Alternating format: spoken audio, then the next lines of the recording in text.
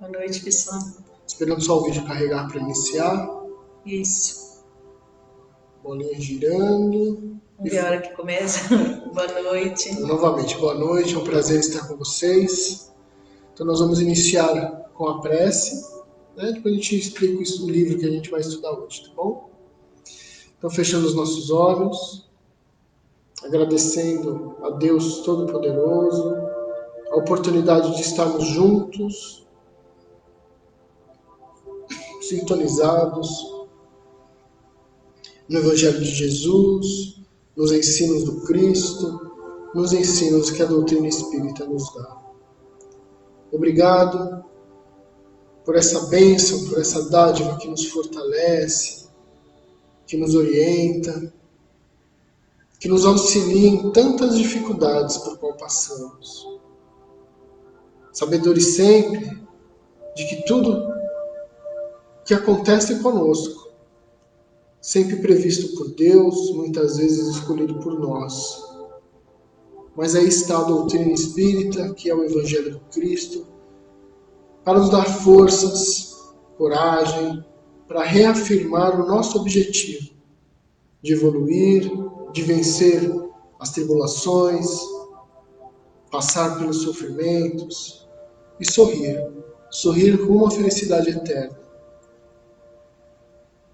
Amém, Senhor, proteja todos nós, aos voluntários dessa casa, que estão em casa, que não podem vir, a todos que estão conectados conosco, amigos que nunca tiveram aqui fisicamente, mas que estão unidos conosco, no pensamento do Cristo, no ideal espírita. Nos abençoe, Senhor, e permita que tenhamos um estudo abençoado, em nome do nosso Senhor Jesus Cristo. Graças a Deus. Muito bem, não é? Mostrando... Hoje a gente vai ter um estudo com um tema um pouco denso, né? Um tema, assim, forte para os nossos corações, mas ao mesmo tempo muito esclarecedor. Esse livro que nós vamos falar dele, esse livro é Entre a Terra e o Céu, do André Luiz, um dos últimos livros da série André Luiz. Esse livro foi psicografado em 1954. A primeira edição desse livro é de 1954. Tem algumas colocações aqui dele, né, que é até interessante a gente perceber como estão atuais, tá? E aí vai contar uma situação, o livro vem contando a situação de uma família, que a gente até pegou aqui um dos capítulos antes, a gente pegou, né, quando a gente falou do ciúme, há semanas atrás, no nosso estudo.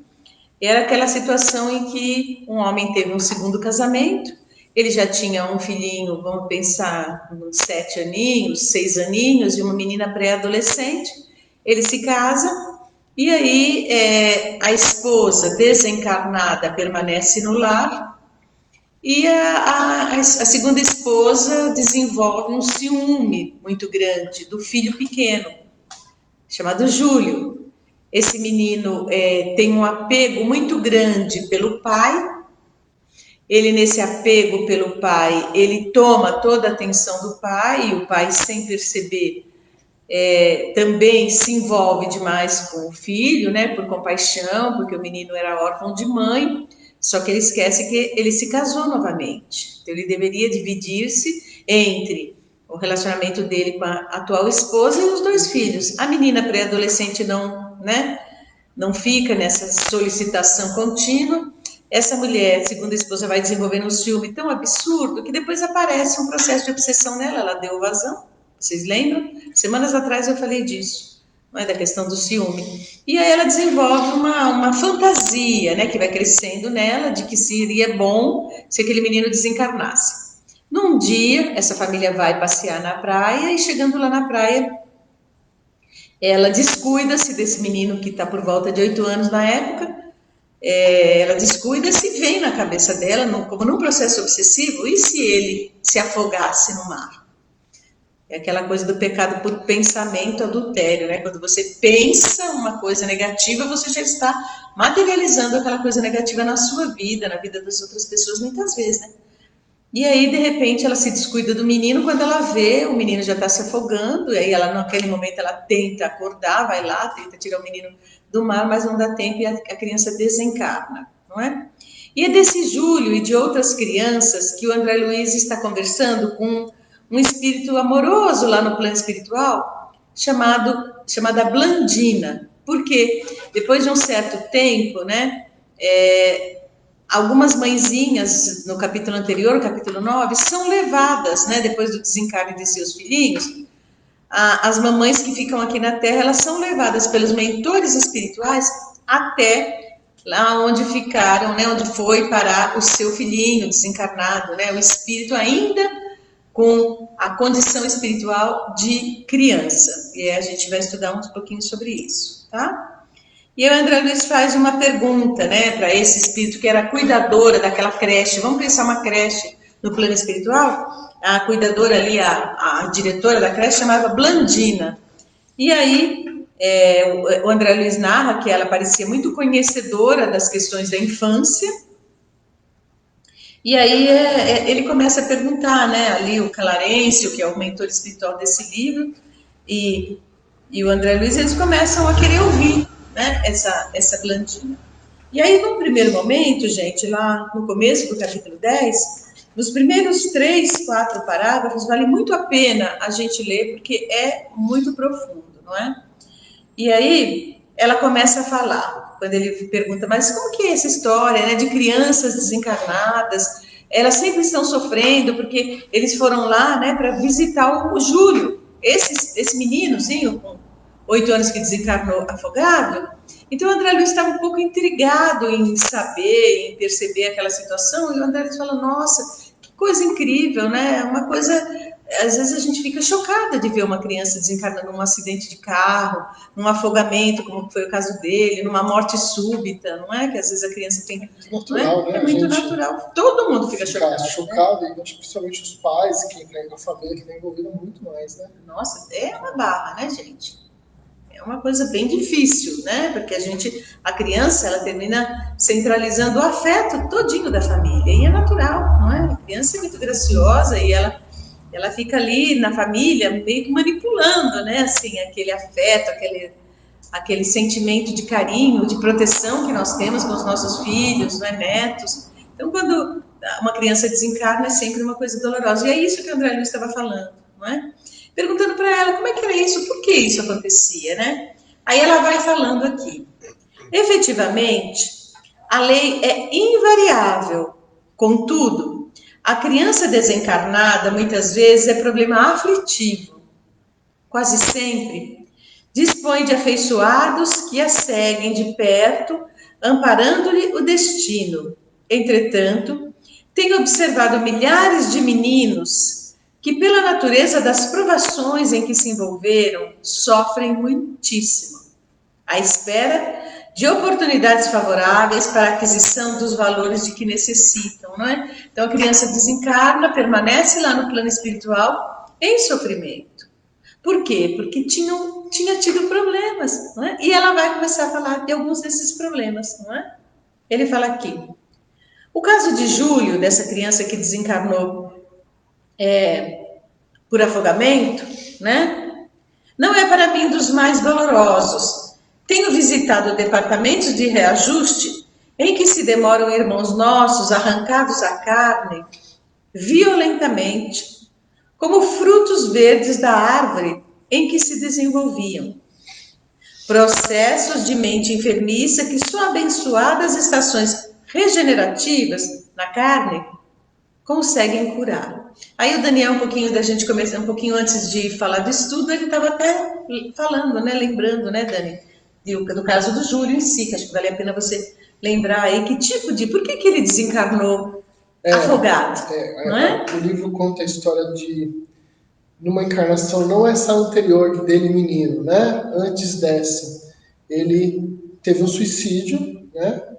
Fez o ato do suicídio. Ele tentou, né, se envenenar e aí os amigos ali em volta, as pessoas ajudaram que não se concretizasse o envenenamento. E ele, num descuido das pessoas ali, do cuidado, ele correu e se jogou no rio e se afogou. e se suicidou afogado, né? E aí na próxima encarnação ele vem como esse menino Júlio e acontece, né, aquilo que o universo é sempre uma questão de probabilidade, né? Então, aquele menino que estava no envolvimento da obsessão daquela madrasta, né? E que sofreu aquilo não foi em vão. Ele era o mesmo rapaz que se suicidou afogado e que teve que ter esse resgate de sofrer novamente um desencarne, não por vontade própria, mas por um afogamento causado por uma ação exterior, que nesse caso foi a da madrasta, né? O descuido da madrasta. Agora, é bom que a gente, por mais que a gente olhe e fique pensando, nossa, que dolorido, mas ele era só uma criança. A gente não pode esquecer que criança é o corpinho, não é? Corpinho. O espírito é eterno. E às vezes mais velho até que a gente, mais experiente que a gente. Mais experiente, né? Então ele fala aqui, ó, aí ela continua perguntando aí, o André Luiz fala, puxa, mas será que a gente poderia receber, né, dela, né, da Blandina? Ele pergunta um pouco mais, alguns exemplos, né? Aí ela começa a falar, meu amigo, são muitos os exemplos, né, de situações dolorosas de criaturas que desencarnam na infância. Aí ela começa a falar, quem são essas criaturas, nós, né, quando desencarnamos na infância? Ele fala aqui, ó, temos para demonstração mais prática os absurdos da megalomania intelectual. Há pessoas na Terra que não se acautelam contra os desvarios da inteligência e fazem da astúcia e da vaidade o clima em que respiram.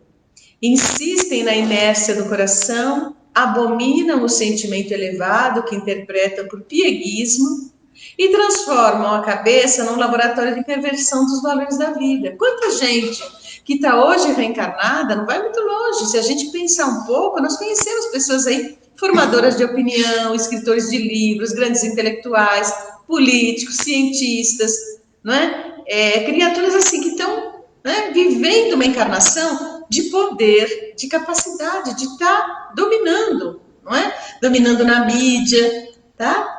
E aí, assim, às vezes são megalomaníacos, então a pessoa tem mania, né, só de se dominar, de dominar por conta de poder, de vontade de permanecer ali na berlinda, né, na fama. Quanta gente fala barbaridade. Um dia desse eu escutei alguém aí, a gente não vai citar nomes, falando, nossa, eu sou a favor, sim, das drogas, da maconha, de qualquer tipo de drogas, né? E o repórter falava, meu irmão, e mostrou lá o grande cantor, né? Meu irmão, você não conhece nenhuma mamãe de um drogado. Você nunca foi numa Cracolândia, por isso que você está dizendo que é a favor. Então, assim, gente, pessoa formadora de opinião, criatura famosa, falando dessas coisas aí. Lá em casa, meu filho mostrando isso, eu falei, olha, tem que ter compaixão de um ser humano desse, envelhecido já, quase 70 ou já 70 anos, e falando uma coisa dessa. Então a gente olha, por quê, gente? Porque a cabeça está lá, né? Não cuidam senão dos próprios interesses, né? Não amam senão a si mesmos. Não percebem, contudo, que se ressecam interiormente, né? E que nem imagina que esse excesso, né, de vaidade leva a criatura para o mal. São dominadores, poderosos, né? Conhecidos alguns deles, desconhecidos, né? Semelhantes criaturas naturalmente são vítimas de si mesmas e sofrem os mais complicados desequilíbrios mentais. E vão acontecer o que com essas criaturas? Vão reencarnar. É aí que começam os resgates e as consequências, né? Não é? Então, depois de períodos longos aí de sofrimento, voltam para a carne, né? Para o corpo físico, renascem, necessitados de quê? De resgate. Vão cair aonde, gente? Muitas vezes vão cair no braço sempre de um papai e de uma mamãe, não é?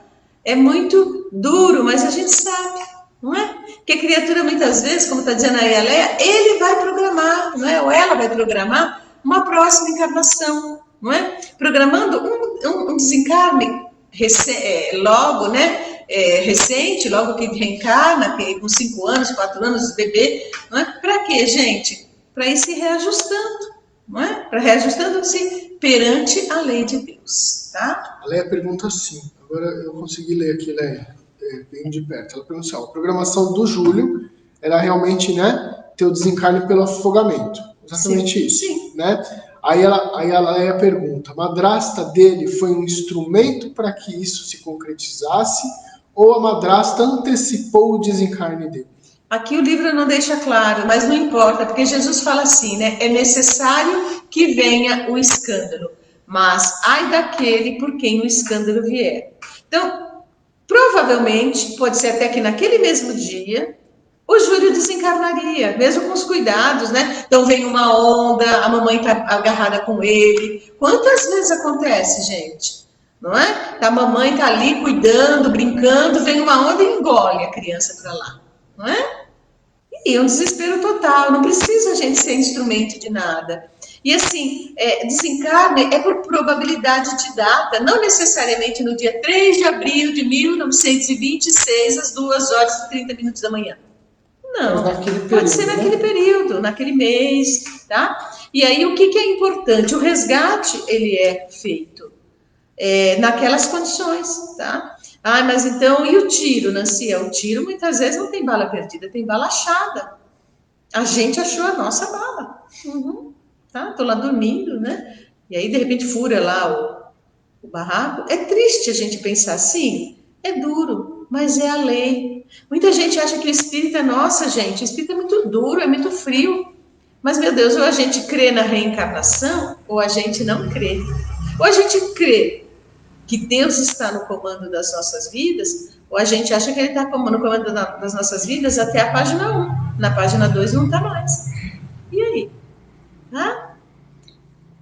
Precisamos entender, não é E isso? essa é a verdadeira fé, né?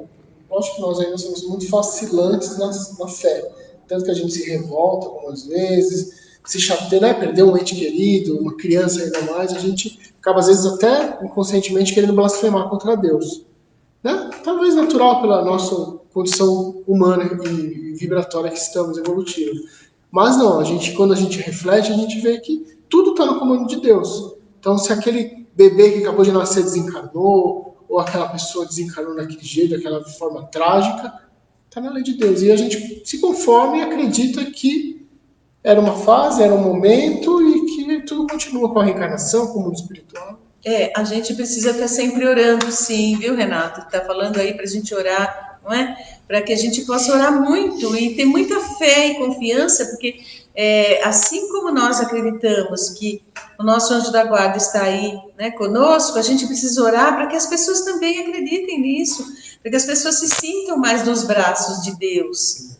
A gente possa ter aí, né, mesmo os nossos dissabores na nossa encarnação, que são tão grandes, as nossas decepções, as nossas tristezas, não é? Mas que a gente precisa entender que está tudo certo, está tudo bem e vai passar, tá? Continuando, a Blandina, a mentora, diz assim, que imagina se a Terra ela se recusasse a receber e cuidar da semente, não é? Imagina se a Terra, a gente colocasse a sementinha na terra e a terra resolvesse ficar cuspindo fora a semente nunca brotaria, não é? Ela fala assim, ó, em verdade, ela está usando uma metáfora, né? A maioria das mamães é constituída por sublime falange de almas nas mais belas experiências de amor e sacrifício. A grande maioria das mamães recebem filhinhos nos braços com todo amor, com todo sacrifício. E são mulheres que morrem, né, dispostas a sofrer e a morrer pelos próprios filhinhos. Não é? A maioria, graças a Deus, os rebentos que a providência divina lhes confiou às mãos ternas e devotadas. A grande maioria, graças a Deus, das mamães são assim.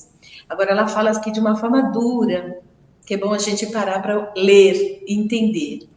Ele fala assim, contudo, há mulheres cujo coração ainda se encontra em plena sombra, mais fêmeas que mães, jazem obcecadas pela ideia do prazer e da posse, e, despreocupando-se dos filhinhos, lhes favorecem a morte. O infanticídio inconsciente e indireto é largamente praticado no mundo. Gente, 1954, imagina agora, né? Duro isso. E como o débito reclama resgate, né? as delongas, quer dizer, a gente vai adiando, né, a solução dos nossos compromissos assumidos, acarretam o quê? Grandes padecimentos nas criaturas em choques biológicos. Então, uma mulher assim, ela não queria o bebê, mas ela não provocou o aborto. Ela teve aquele filhinho, mas ela não cuidou. Ela deixou definhar no berço. Quantas vezes acontece isso, não é? Não dá alimento direito, não cuida direitinho, não presta atenção na criança. E a criança vai murchando como uma florzinha, né? Que vai murchando naquele bercinho. Você fala isso, né, fisicamente, mas psicamente também, muito, né? O que muitas mães, pais e todos fazem, né? De não dar o acolhimento, não dar o suporte, deixa largado, né? Acho que vem ao encontro disso. É muito triste. Hoje a gente está atravessando um período muito complicado. Eu já fui em festa de criança que os pais ficavam num canto lá do salão, bebendo, e hoje eu sei que às vezes eles me dizem, né? Eu no consultório ouço muitas coisas, né? Ficam lá bebendo, fumando maconha, né? E ficam tudo lá na festinha particular, os papais e as mamães, e as crianças largadas na festa, criança de 4, 3, 5 anos, uma cuidando da outra ali, gente, daquele jeito você fala, meu Deus, cadê a ação daquele pai e daquela mãe? E se uma criança daquela está numa casa com piscina e desencarna ali, e se sai dali daquele condomínio, daquela casa e vai para a rua e é atropelada? Ou cai, bate a cabeça, se fere. Então a gente olha assim e a gente fala, meu Deus. Aí o André Luiz fala assim, nossa, você com isso está pretendendo dizer que uma criança pode desencarnar fora do dia indicado para a sua libertação? Dani? Sim, tá ali, ó. Sim, sem dúvida. Quer que eu leia? Ó, sim, sem dúvida, né, disse o ministro. Há um programa estruturado na espiritualidade para as nossas tarefas humanas. Entretanto, pertence-nos a condução dos próprios impulsos dentro dela. Em regra geral, multidões de criaturas cedo se afastam do veículo carnal, atendendo a serviços de socorro e sublimação, mas em numerosas circunstâncias, a negligência e a irreflexão dos pais são responsáveis pelos fracassos dos filhos. Então, sim, pode acontecer. Né? E é a responsabilidade que o próprio livro dos Espíritos traz da paternidade, da maternidade.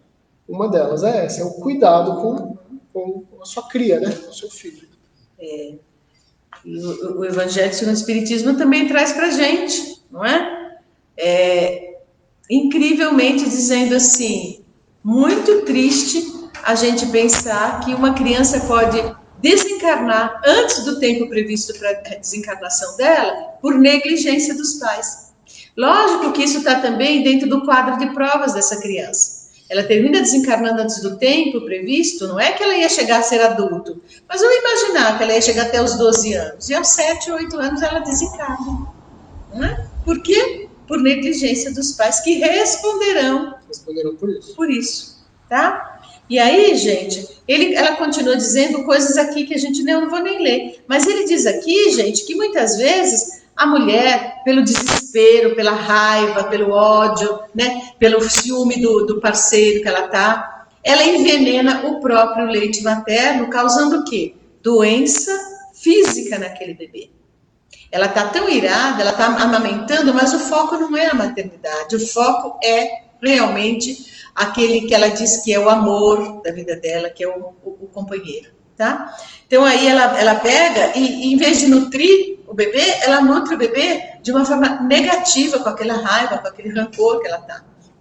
E eles estão dizendo aqui que os espíritos, os mentores, têm o maior trabalho com isso. Porque eu estou me recordando aqui, quando a mãe está amamentando, o médico geralmente orienta, né, para que não coma certas coisas, porque passa para o leite materno.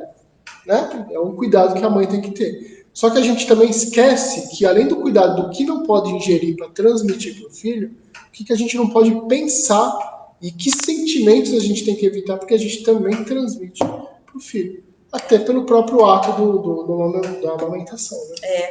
Então ela fala assim, não é? Que ela continua dizendo, isso sem contar as brigas entre os casais. Ah, Nancy, mas o que tem? Todo casal briga. Ah, mas tem casal que briga muito, não é? Tem casal que briga um pouquinho mais do que a conta, e aí briga tanto, e aquilo é uma energia tão pesada, fica uma energia tão ruim, que aí o que acontece? Os filhinhos, eles projetam raios magnéticos de natureza mortal sobre os filhinhos tenros, arruinando-lhes a saúde, tá? Então, assim, é outra situação. Primeira situação, a criatura que envenena o próprio leite materno. Outra situação, o casal briga, e a criança fica ali naquele tiroteio mental e adoece muito.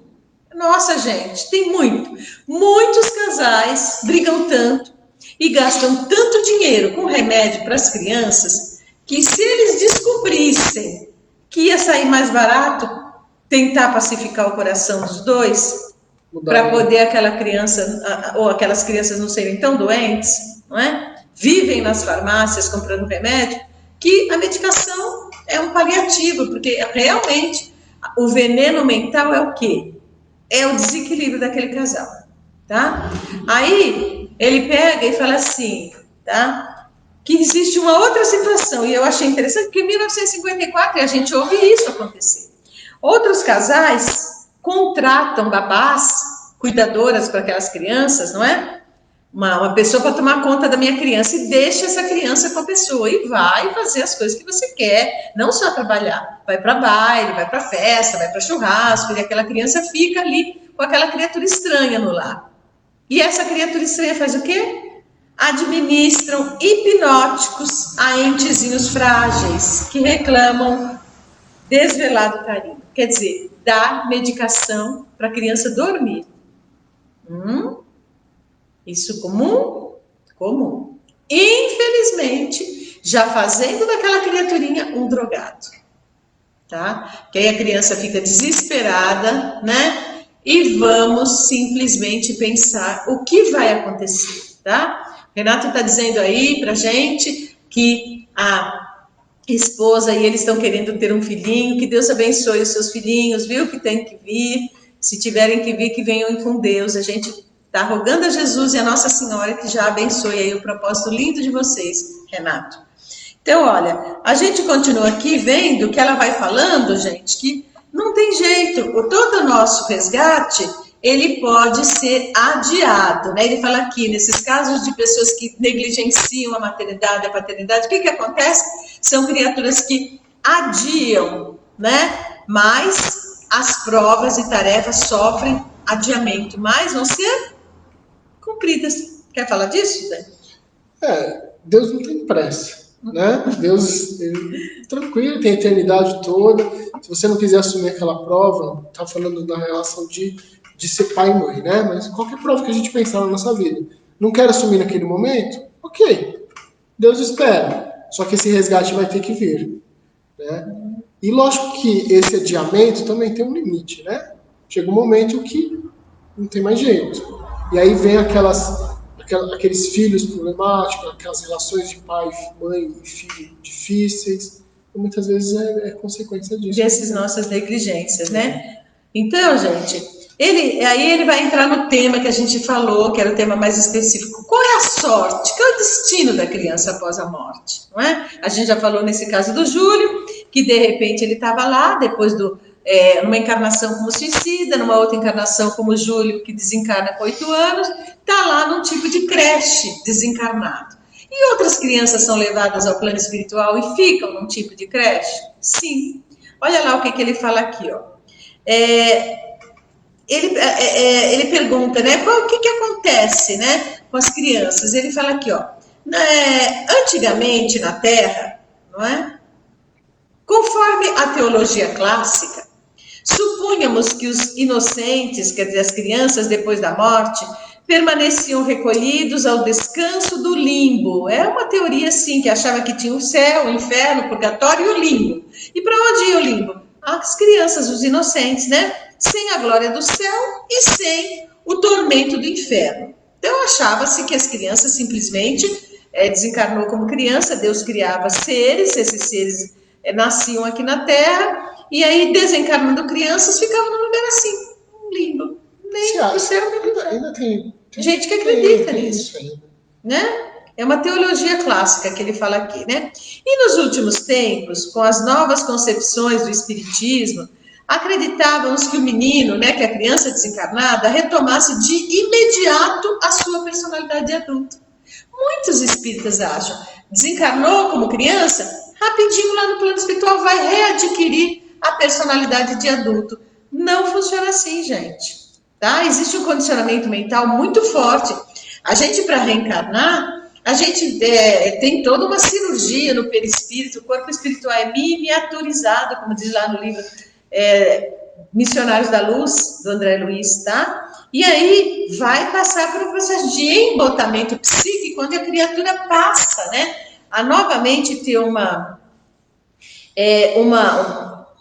forma de se comportar como uma criança pequena. Ela vai precisar, né, no momento da reencarnação do Segismundo, que é o espírito que vai reencarnar, que o André Luiz conta no livro Missionários da Luz, os mentores falam para ele, Segismundo, pensa na sua fase infantil, e eles vão fazendo todo um processo de hipnose na mente desse espírito que vai reencarnar, porque ele vai retomar uma matéria, não é? Vai formar um novo corpinho, vai adormecer durante os 9 meses. Então, o condicionamento é muito grande, até que vai aprender de novo tudo novamente, as experiências na carne, no corpo físico. Aí a criança vem e passa por toda a fase de desenvolvimento infantil. Desencarna em determinado período, vai chegar no plano espiritual e é mágico. Olha aqui, eu vou ler para vocês. O que fala aqui, ó? Quando o espírito já alcançou elevada posição evolutiva, assumindo o comando mental de si mesmo, adquire o poder de facilmente desprender-se das imposições da forma, superando as dificuldades da desencarnação prematura. Conhecemos grandes almas que renasceram na Terra por bravíssimo prazo, tá? Então, assim, ele vai entrar no outro assunto. De repente, a criatura é um espírito superior, um espírito já de bastante maturidade espiritual. Em desencarnando, rapidamente ela readquire, não é? Mesmo tendo deixado aqui na Terra um corpo infantil, rapidamente ela adquire a consciência de si mesma. Uma condição, né? Antiga, e ela é uma condição mental. Agora, a maioria das crianças no mundo que a gente tem, que é o mundo de provas e expiações, né? A maioria de nós, não só crianças, mas falando das crianças que desencarnam, se mantém dessa forma, porque está ali previsto. Deus, a gente fala, por que aquela criatura no mundo espiritual vai ter que continuar tendo, né, a mente infantil, todos os hábitos infantis? Deus está no comando. Deus sabe por que aquele espírito desencarnou como criança e se permanece no mundo espiritual como criança e que se vai reencarnar e para depois adquirir novas experiências. Não é? E aí o que vai acontecer com essa criaturinha? Ela vai, né, readquirir logo a condição de adulto. Agora ele fala aqui que existem espíritos também numa condição evolutiva maior, que eles vêm só para quê? Eles vêm para despertar corações queridos aqui na Terra. E logo depois que eles estão aqui, um período de 4, 5, 6 anos, elas reencarnam e desencarnam, não como prova. A criança desencarnou por prova, expiação. Não, ele tinha um período que ele falou, não, eu vou lá para a Terra, vou ficar 5 anos. Missionário. Vou ficar só uns 5 anos, vou sair, né, da família, vou desencarnar, e aquilo dá uma chacoalhada no grupo todo, e a pessoa vai e fala, nossa, o que eu estava fazendo? E reajusta aquele grupo todo, por função do sofrimento de ter perdido a convivência de um mentor que estava ali, não é? Amado, e que veio mesmo para chacoalhar aquele grupo, para poder sair, aquele grupo crescer e se desenvolver, tá? Contudo, aí ele continua, para a grande maioria das crianças que desencarnam, o caminho não é o mesmo. Almas ainda encarceradas no automatismo inconsciente. O que é automatismo inconsciente? Isso que eu falei para vocês, tá? A criança estava ali, ainda muito inconsciente de si mesma, agindo como criança, inconsequente, né? Porque a criança é inconsequente, ela se atira de cima de um muro, ela vai lá, ela sobe em cima das coisas, ela pega um determinado objeto perigoso, ela não tem noção, né? Ela está inconsciente. E esse automatismo, a pessoa desencarna, o espírito desencarna, E continua do mesmo jeito em fase infantil. Ele fala, jazem conduzidas pela natureza a maneira, né, das criancinhas do colo maternal. Não sabem desatar os laços com aquele corpo físico, quer dizer, continua com um condicionamento mental como se estivesse reencarnada, e é por esse motivo que precisa, né, de longos períodos para que essa pessoa, essa criança lá no plano espiritual sinta, né, o que está acontecendo com ela, ela readquira novamente e é cuidada. E aí sim que as mãezinhas que estão reencarnadas precisam muitas vezes ser levadas lá no plano espiritual para consolar essa criança que quer de todo jeito a presença da mãe. Triste, né, gente? É difícil, né? É natural, é do programa de Deus, o controle de Deus, mas a gente ainda não compreende, né? Mas é isso, a gente compreende dessa forma, mas é difícil. E aí é de pensar que, puxa vida, né? O que acontece? Acontece que essas mãezinhas, quando estão dormindo aqui no corpo, né? Fazem prece e tudo, e vão para lá no plano espiritual para quê, gente? Para consolar seus filhinhos, para falar com eles.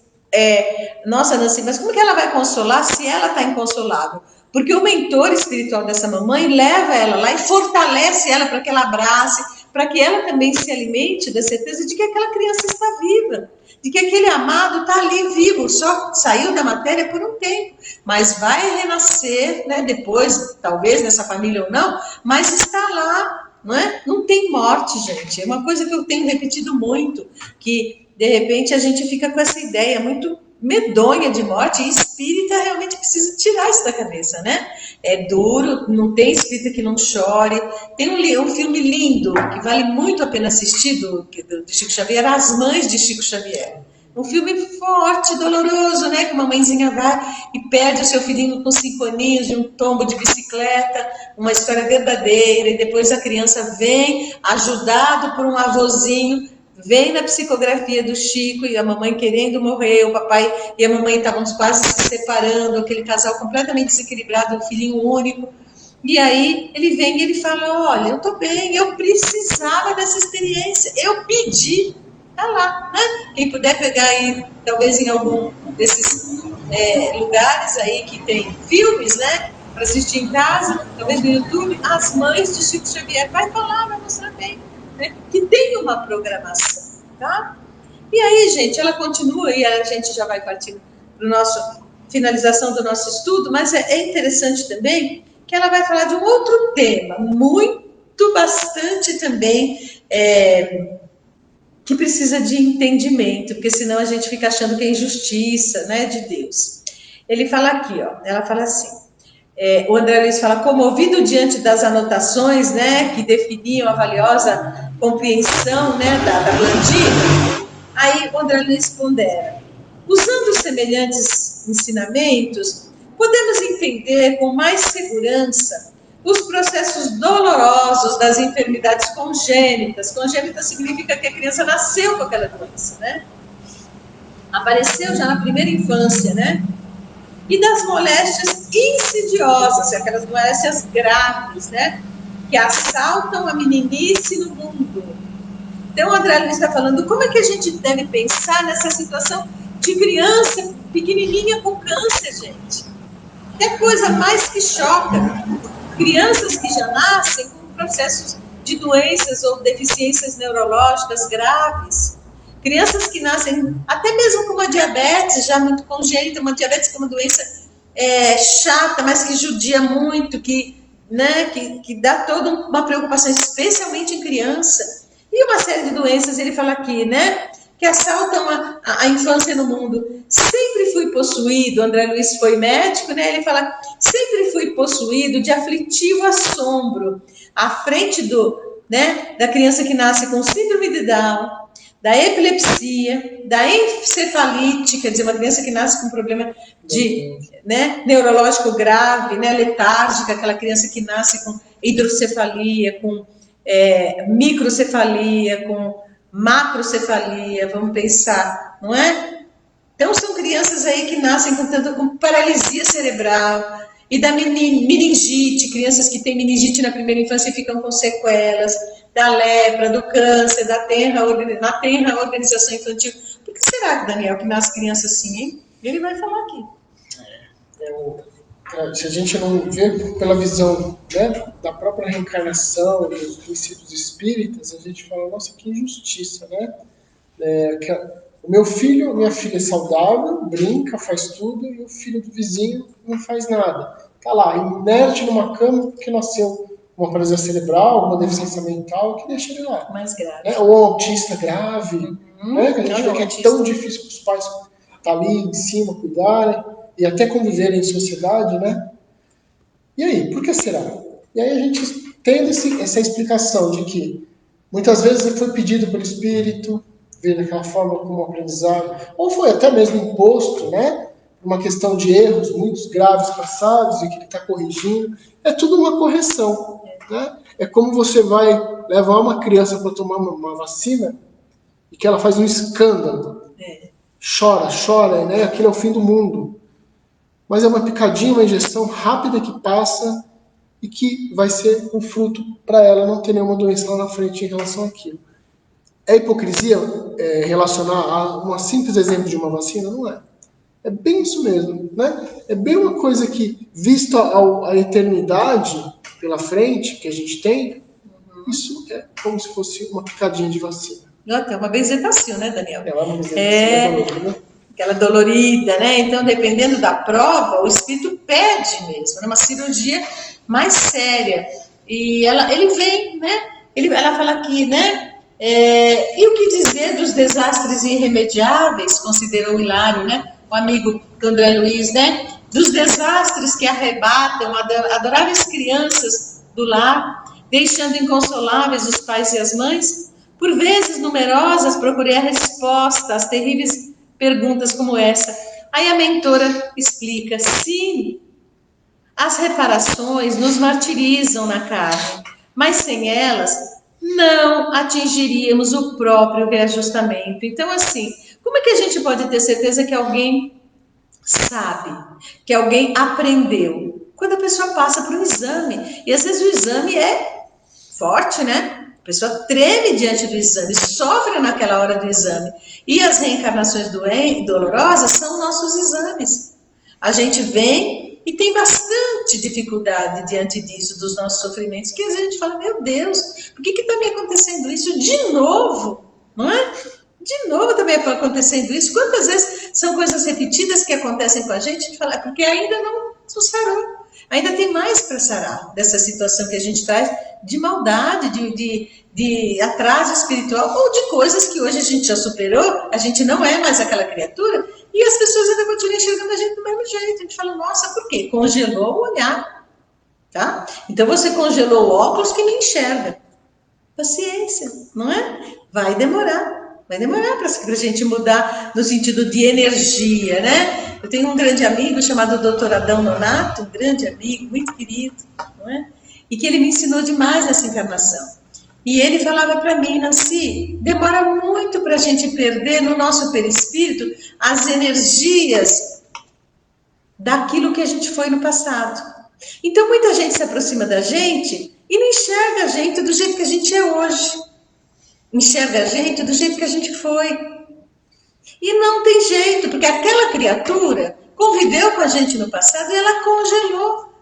E o que a gente vai fazer com isso? Esperar, não é? Esperar que aquela criatura mude a forma de ver e a gente também consiga tirar, né, até do nosso corpo espiritual essa energia. Por quê? Porque a gente foi sim aquele traste.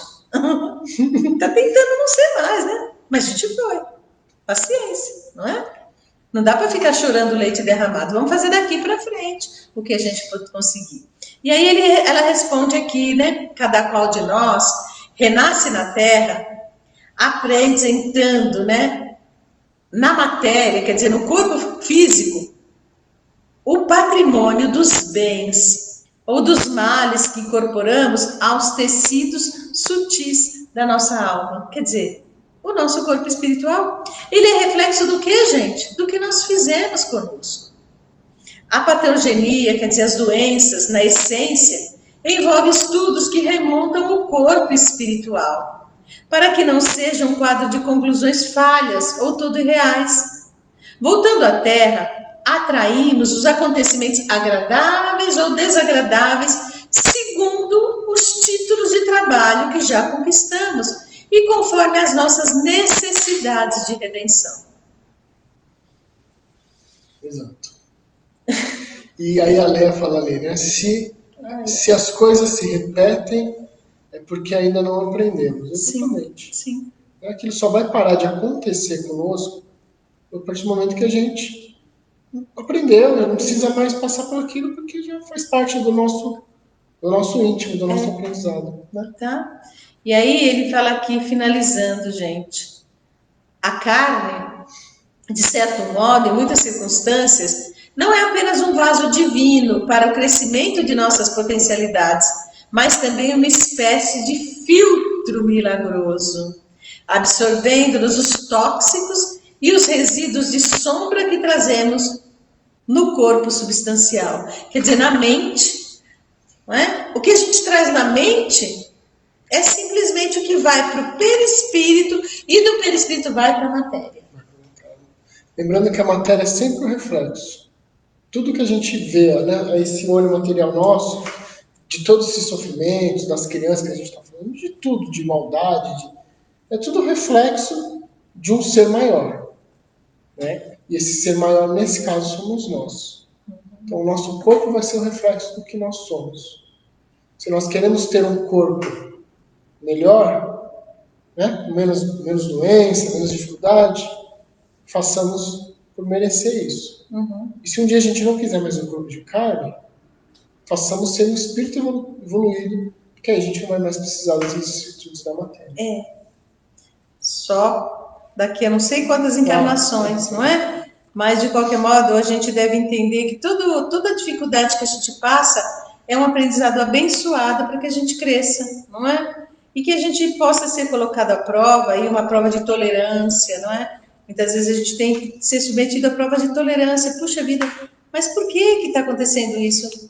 Calma, vai passar, não é? De repente, estamos vivendo um momento de muito desequilíbrio, onde as criaturas estão se envolvendo com muita facilidade nos ódios, no rancor, né?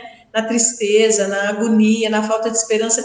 Então está no momento da gente parar e pensar, eu preciso orar mais, ter mais paciência e fazer a minha parte, não é? E deixar que Deus faça o todo, porque Ele é o grande Criador, tá bom? Então esperamos ter nos atendido aí nas respostas, não é? Quem quiser conferir vai lá ler capítulo 10, livro Entre o Céu e a Terra, Entre a Terra e o Céu, do André Luiz, tá bom?